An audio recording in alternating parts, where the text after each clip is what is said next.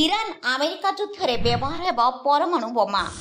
ଏଭଳି ଚାଞ୍ଚଲ୍ୟକର କଥା ପ୍ରକାଶ କରିଛନ୍ତି ଜାତିସଂଘର ମାନବାଧିକାର କୂଟନୀତିଜ୍ଞ ମହମ୍ମଦ ସାଫା। ଆନ୍ତର୍ଜାତୀୟ ସଂଗଠନ ଉପରେ ପରମାଣୁ ଅସ୍ତ୍ର ବ୍ୟବହାର କରିବାକୁ ପ୍ରସ୍ତୁତ ହେଉଥିବା ଅଭିଯୋଗ କରି ତାଙ୍କ ପଦରୁ ଇସ୍ତଫା ଦେଇଛନ୍ତି। ସେ ଶୁକ୍ରବାର ଦିନ ତାଙ୍କ ପଦରୁ ଇସ୍ତଫା ଦେଇଛନ୍ତି। ଅନେକ ପୋଷ୍ଟରେ ସେ ଏକ ଆସନ୍ନ ପରମାଣୁ ବିପର୍ଯ୍ୟୟ ଏବଂ ତାଙ୍କ ନିଜ ସୁରକ୍ଷା ପ୍ରତି ବିପଦ ବିଷୟରେ ଚେତାବନୀ ଦେଇଛନ୍ତି। Mohammad Safa social media platform ଏକ୍ସରେ ଏକ ପୋଷ୍ଟରେ ତାଙ୍କ ଇସ୍ତଫା ଘୋଷଣା କରିଛନ୍ତି। ସେ ତାଙ୍କ ନିଷ୍ପତ୍ତିର କାରଣ ସମ୍ପର୍କରେ ଏକ ଚିଠି ମଧ୍ୟ ସେୟାର କରିଛନ୍ତି। ଏକ ପୋଷ୍ଟ ସେୟାର କରି ମହମ୍ମଦ ସାଫା କହିଛନ୍ତି ଯେ ସେ ବହୁତ ବିଚାର ବିମର୍ଶ ପରେ ଏହି ନିଷ୍ପତ୍ତି ନେଇଛନ୍ତି।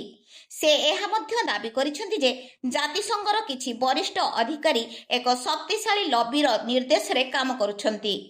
ମୁଁ ଭାବୁନାହିଁ ଯେ ଲୋକମାନେ ଏହି ପରିସ୍ଥିତିର ଗମ୍ଭୀରତାକୁ ବୁଝିପାରୁଛନ୍ତି, କାରଣ ଜାତିସଂଘ ଇରାନର ପରମାଣୁ ଅସ୍ତ୍ରର ସମ୍ଭାବ୍ୟ ବ୍ୟବହାର ପାଇଁ ପ୍ରସ୍ତୁତି କରୁଛି। ଇରାନର ଏକ ଫଟୋ ସେୟାର କରି ସାଫା ଲେଖିଛନ୍ତି, ଏହା କୌଣସି କମ୍ ଲୋକସଂଖ୍ୟା ଥିବା ମରୁଭୂମି ନୁହେଁ। ଏଠାରେ ପରିବାର ଅଛି, ଛୋଟ ପିଲା ଅଛନ୍ତି, ପାଳିତ ପଶୁ ବି ଅଛନ୍ତି। ବହୁ ପରିଶ୍ରମୀ ଲୋକ ଅଛନ୍ତି ଯେଉଁମାନେ ଭଲ ଭବିଷ୍ୟତ ଲାଗି ସ୍ୱପ୍ନ ଦେଖୁଛନ୍ତି। ଯୁଦ୍ଧ ହେଉ ବୋଲି ଚାହିଁବା ଏକ ରୋଗଣ ମାନସିକତା। ପରମାଣୁ ବୋମା ଭୟ। ମହମ୍ମଦ ସାଫା ଆହୁରି ଲେଖିଛନ୍ତି, ତେହେରାନ ପ୍ରାୟ 1 କୋଟି ଲୋକଙ୍କ ସହର। କଳ୍ପନା କରନ୍ତୁ ଯଦି ୱାଶିଂଟନ, ବର୍ଲିନ, ପ୍ୟାରିସ, ଲଣ୍ଡନ କିମ୍ବା ଏପରି ଅନ୍ୟ କୌଣସି ସହରରେ ପରମାଣୁ ବୋମା ପକାଇ ଦିଆଯାଏ, ତେବେ କ'ଣ ହେବ? ସେ ଆହୁରି ଲେଖିଛନ୍ତି, ଏହି ସୂଚନା ଲିକ୍ କରିବା ପାଇଁ ମୁଁ ମୋର କୂଟନୈତିକ କ୍ୟାରିୟର ଛାଡ଼ି ଦେଇଛି। ଏହି ଅପରାଧରେ ଭାଗିଦାରୀ ହେବାକୁ ଚାହୁଁନି, ତେଣୁ ମୁଁ ମୋର କର୍ତ୍ତବ୍ୟକୁ ଛାଡ଼ି ଦେଇଛି।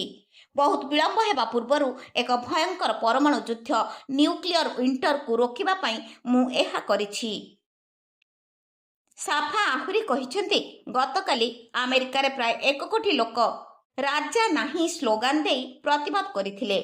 ପରମାଣୁ ଅସ୍ତ୍ର ବ୍ୟବହାର ହେବାର ସମ୍ଭାବନାକୁ ଗମ୍ଭୀରତାର ସହିତ ନିଆଯିବା ଉଚିତ। ଏହା ଅତ୍ୟନ୍ତ ବିପଦପୂର୍ଣ୍ଣ। Bureau report, Odia news live.